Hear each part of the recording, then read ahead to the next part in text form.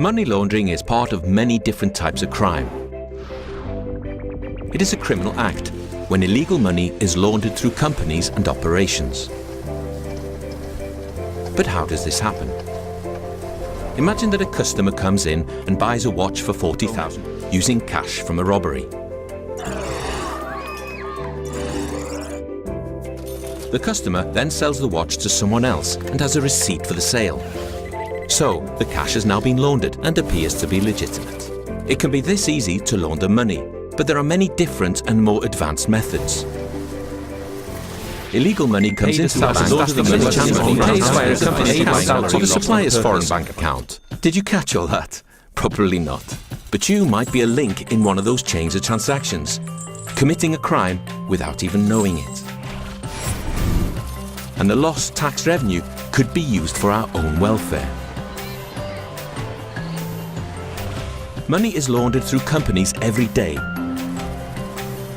And to fight this, the Anti-Money Laundering Act has been passed. This act applies to various businesses of all sizes conducting transactions, including everything from stores, banks and currency exchanges to gaming companies, accountants and lawyers.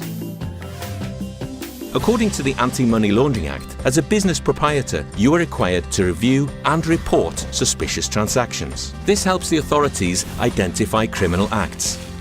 Together, we can improve welfare, reduce unfair competition, and counteract corruption.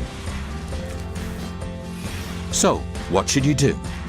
First, and most importantly, you must get to know your customers. You do this, among other things, by checking the identity of the person or company. It is also important to identify the beneficial owner. You must determine the purpose and nature of the transaction, and sometimes even the origin of the money.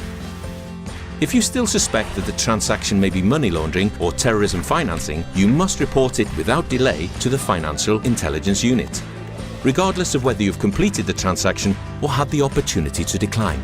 All reporting is confidential.